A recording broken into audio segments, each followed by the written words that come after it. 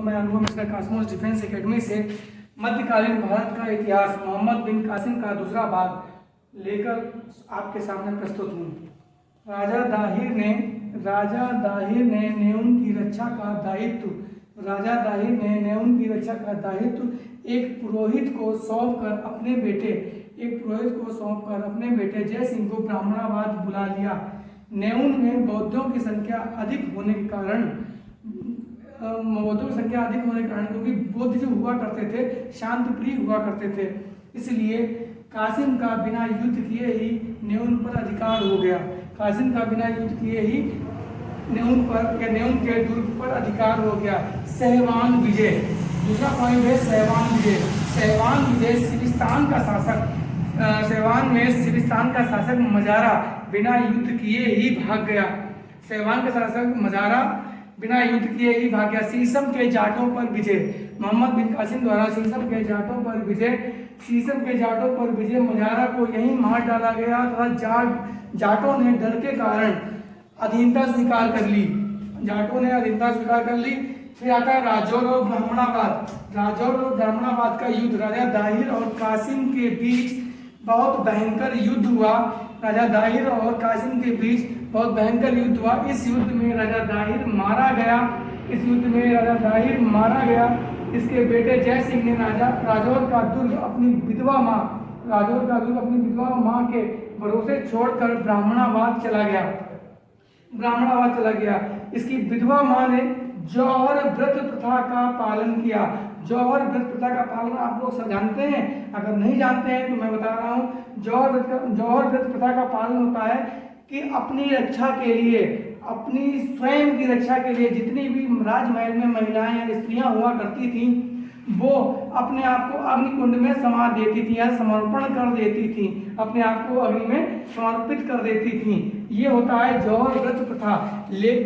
ये पॉइंट यहाँ हुआ। इसके बाद ब्राह्मणाबाद चला गया, लेकिन विश्वासघात के कारण जय सिंह के साथ विश्वासघात हुआ ब्राह्मणाबाद में, और कासिम के द्वारा यह पराजित हुआ। कासिम ने यहाँ का कोष तथा दाहिर की दूसरी पत्नी रानी लाडी बाई, इनकी दो पुत्रियां थीं, सूर्य देवी और परमिला देवी। परमिला का नाम परमल देवी भी बोलते हैं। इनको अपने अधिकार में ले लिया और कासिम ने 17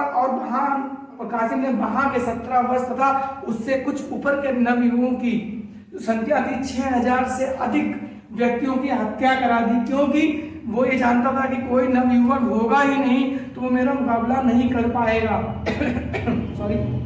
आलोर विजय, प्रारंभ में आलोर के निवासियों ने इसका सामना किया। आलोर के निवासियों ने इसका सामना किया, लेकिन अंततः विवश होकर आत्मसमर्पण कर दिया। और आत्मसमर्पण करने के बाद मोहम्मद बिन कासिम जहां अधिकार करता चला गया, वहां इस्लाम को कबूल कराता चला गया। उसे गैर मुस्लिमों पर जजिया कर और भून कर भी लगाया। इन करों से ब्राह्मणों, बच्चों, स्त्रियों व अपंग को इन सबसे मुक्त रखा। भारतीयों से यह अपेक्षा की जाती थी आगंतुक मतलब भविष्य तक वो मुसलमानों की सेवा करेंगे। ठीक है, भारतीयों से यह अपेक्षा की जाती थी कि वो भविष्य तक में मुसलमानों की सेवा करें।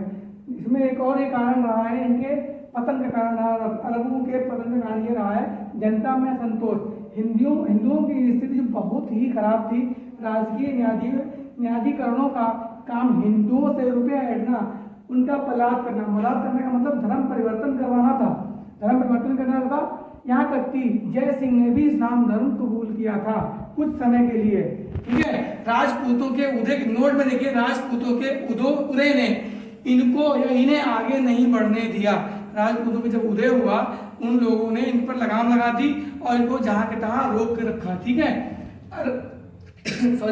अरबों की बहुत कमजोरियां थी। इनमें ईर्ष्या तथा धार्मिक मतभेद थे। गुर्जर राष्ट्रकूट मध्य भारत, चालुक्य ने दक्षिण में लगाम लगाई। इसी कारण इनकी शक्ति सीमित रह गई। केंद्रीय व्यवस्था में देखिए, अरबों ने भारतीयों से ज्योतिष कला ज्योतिष, कला, गणित, रसायन आदि इन ग्रंथों का अध्ययन किया तथा फारसी भाषा में इनका अनुवाद कराया। भारतीयों ने इनको खजूर की खेती व ऊंट का पालना सिखाया, ऊंट के पालन को बढ़ावा दिया, भारतीयों ने इनको सिखाया। उसके बाद मोहम्मद बिन कासिम जब अरब साम्राज्य की तैयारी कर रहा था, साम्राज्य की तैयारी कर रहा था, उसी समय उसको यह सूचना मिलती है कि अल हज्जाज यानी उसका ससुर अल हज्जाज व अल वलीद की मृत्यु हो जाती है।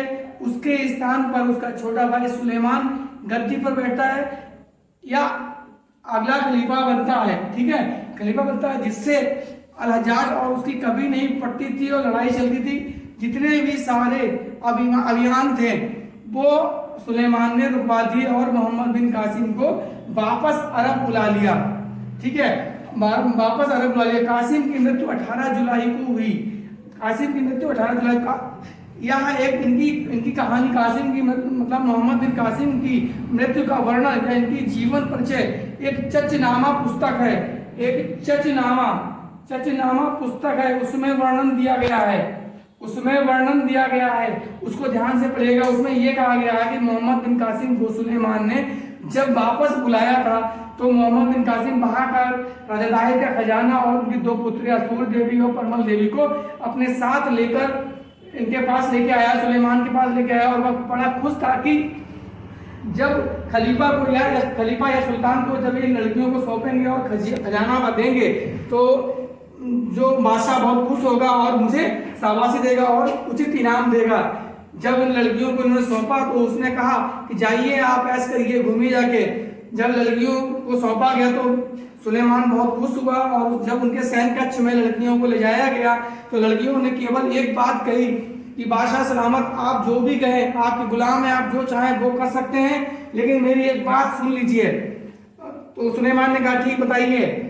सुलेमान ने जब पूछा तब उसने उन लड़कियों ने अपना दिमाग लगाया और दिमाग का परिचय देते हुए, बुद्धिमत्ता का परिचय देते हुए उन्होंने प्लान बनाया और ये कहा कि जो ये आपका सेनापति है मोहम्मद बिन कासिम, ये पहले ही मुझे प्रयोग कर चुका है, झूठा कर चुका है, अब जो चाहे आप करिए, आपके हाथों में। तो उन लड़कियों को दीवार में चुनवा दिया और अपने पहरेदारों से, दरबारों से आदेश दिया कि मोहम्मद बिन कासिम जहां भी हो उनको जिंदा बैल को मारकर उसकी खाल में लपेट कर दरबार में पेश किया जाए।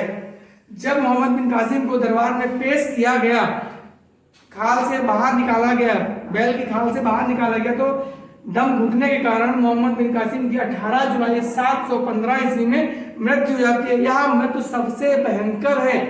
अगला हम आपके लिए पाठ लेके आएंगे तुर्कियों का भारत पर आक्रमण। धन्यवाद।